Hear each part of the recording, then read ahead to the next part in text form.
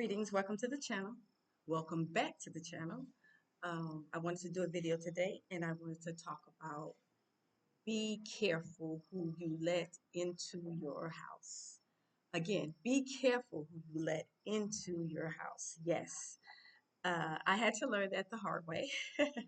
You would think at my age I would know better, but I want to share the story with you on how since moving to Africa, I was renting out a room uh, in my apartment, and I was renting it out to single women and or women with like one child who needed a place to stay. They wanted to visit Africa. They wanted to come to Tanzania, and I was doing a consultation. So I was using that room as like a soft landing for them, so they could stay until they found a place of their own, and then they can go ahead and move out. Anyway, I allowed three different, I had a total of about 4 or 5 people stay with me. After the fifth one, I was kind of done. I'm like, okay, yeah. But I would let them stay with me. And this was a reoccurring pattern. And so I don't know if it was the Western mindset. I don't know what it was. But it's like, especially when they were a lot younger than I was, 20 something, 30 something. So would allow them to come in, stay in my extra room. It's like it was like a bed and breakfast. So I would let them stay with me in a bed in my place where they shared the living room, dining room, with shared kitchen. I had all the dishes, washing machine, all that. They shared everything, but they had their own room and on their own bathroom. So I was doing that until they got in the position where they were able to go ahead and find a place of their own and move into their own apartment. So I was using my extra room as in that way, in addition to helping me bring in income. So that was one of my income sources. So almost like, the Airbnbs, but it was like a bed and breakfast in that I was living in the same house. So it was actually my place. I'm renting out a room basically. So let these young people stay with me behind my back. They were talking grimy about me, my place. And of course, I did have rules. They had a problem with the rules and regulations, considering the fact that I live here as well. So it wasn't like one of those Airbnbs where nobody is there and you have the whole place to yourself. So you do what you want to do when you want to do it. I was actually living there. So, of course, I have rules and regulations about, you know, maybe eating in the rooms, leaving plates and stuff in the rooms, or basically I was expecting that the way that they came in or the way that it was when they were welcomed in, that they would keep it that way, right? I was expecting that, but that did not happen. That did not happen. It was a mess. They didn't clean like I did. Some people might think I'm a neat freak, but I just tidy. I like to keep things kind of tidy. So for some people, I guess it was too much. They complained about that. It was like complaints constantly. I had a small refrigerator, which it was just me in my place at one point. So I have like a dorm size refrigerator. I didn't buy a full size refrigerator because here in Africa, a lot of the locals don't even have refrigerators. And so I was like, let me just get a small one. So I got a small one because it was just me. So basically, what I keep in there mainly is drinks and maybe some leftover food. But I cook regularly, so I don't have like food sitting in the refrigerator or the freezer like we did in the West because we just cook more often here. The food is fresher, so you can't hold it in the refrigerator; it goes bad. So you cook more regularly. So I had a small refrigerator, but therefore you could keep things cold. You can do like leftovers or whatever. It was, you know, I found out that it was complaining to other people outside of where outside of my place, what I had in here, what I didn't have, only have two sets of, plates or cups or this and that. Yes, I had like two or maybe three glasses and then coffee cups. But then also the fact that I was living there by myself. So I didn't need a lot of dishes. I didn't need a lot of stuff. But the fact, I'm welcoming someone in for a brief stay now. This wasn't a long-term stay. This was just a brief stay to where they would feel, comfortable until they found a place of their own. But yeah, at that point, I was welcoming people. I was under the impression we only talked online. So I was under the impression online that we were good, like everything was okay. But I found out when they arrived and started staying in my house, they didn't feel that way about me. And this happened more than once. It's like two, three, like 3 or 4 times or something. Like everybody that stayed in there had something to say. They didn't like the rules. It was a nightmare. And it's like online, you wouldn't be able to tell me that this person would change on me when they got here into my house. So this showed me right there that you have to be careful who you let stay in your house. People can be nice, people can be sweet. Elder people used to say, you will never know someone until you live with them. And that is very, very, very true. You will never know someone unless you live with them or they live with you.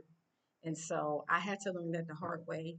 Uh, Bad feelings, all the chatting, all the back and forth, and the hard feelings and the falling out. And mind you, me personally, I was old enough to be their parent. I was old enough to literally be their parent because I have a son around their age, 20 something, late 20s. I have a son that's in his late 20s.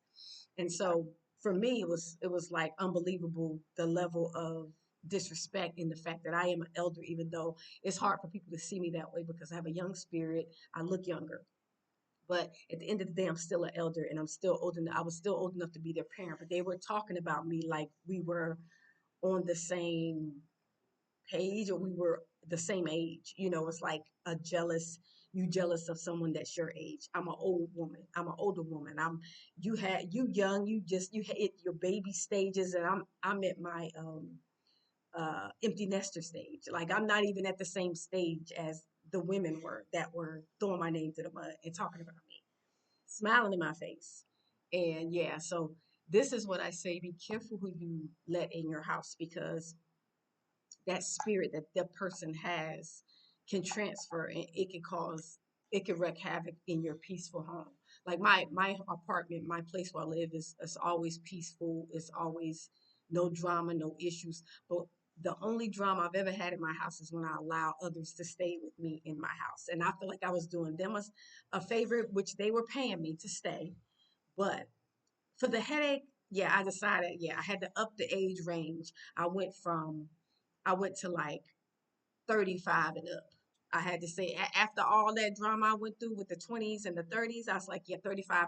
And I even started saying 40 and up, 40 and up, because the drama that the people that came over here from the West brought and stayed in my house with it caused havoc in my emotional, my mental state. I'm over here healing. So a lot of times when you come over here, it's peaceful. You have the ocean and the nature, the palm trees and nature, and you could just be out in it, sit in it, and just relax and heal. But they brought the drama to me, the drama that I had escaped and the drama that I was healing from. It was brought back to me by me allowing strangers that I didn't really know to stay in my house. And I got the impression, speaking to them on the phone or online, that they were good people. We were on the same page as far as thinking, our spiritual practice, our beliefs. But no, it wasn't like that. It was a nightmare. When they got in my house, it was like a competition. Like I could do what she doing, this and that. It was like that kind of vibe. Didn't want to follow the rules. I had rules. Uh, you know, in and out of the house after a certain time. Yeah, yeah, not the in and out. Not at night, not here. In I'm not at home. I'm I say home, I'm in another country. So it's not safe for women, especially to be in and out at night. You need to lock the door. So, those rules, it's just it was a nightmare basically. So this is just a example for you of be careful who you let in your house. People can say they're good with you, they're your friend, this and that, but sometimes you won't know people until they stay with you in your house. And then the true nature of that person will reveal themselves to you. So that was the experience I've had living here in Africa, trying to help others. So now I'm a little bit more apprehensive and trying to specifically let people stay with me. Yeah, I'm definitely like no, unless I really know them and I'm really close to them. Yeah, yeah. Um, And if I feel like the older people I haven't had any issues with, I would say 50 and up, I haven't really had any issues with. So I'm still open to them. If they needed me to stay with me for some reason, then I will be open to that. But these younger people, no, I can't do that again. It was a nightmare. It caused me all kind of undue stress. And then even one lady even did a video mentioning my name, and because she was friends with one of the ladies that had stayed with me. She mentioned my name and my place and how I was kicking people out and all this stuff. Now the lady who did the video online was younger, and she never even stayed with me. She was going by what somebody else told her. So this is what I'm saying. These young people, I tell you. But anyway, not all young people, but that's why I up the age, 35 or 40 and up. If you need me to stay with me, I can't deal with the younger people and the mentality that some of them have, because they don't have the respect like when we were raised. The 70s babies, I'm a 70s baby. We were raised with a level of respect for elders that, you just don't just talk any kind of way or say anything to elders like that. Now, if they're coming at you, then you can defend yourself, of course. But I'm just saying, the respect level with these younger people is not the same. It depends on, like, how they were raised and how their parents what their parents instilled in them.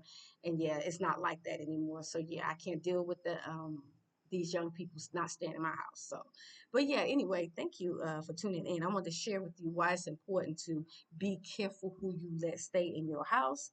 They can smile and be we cool, we that, but you would not ever know a person truly until you allow them to stay in your house. And yeah, I learned that the hard way. So thank you so much for tuning in. I'll do another video in the next couple of days. I'm going to say salama, peace, and see you guys in the next one.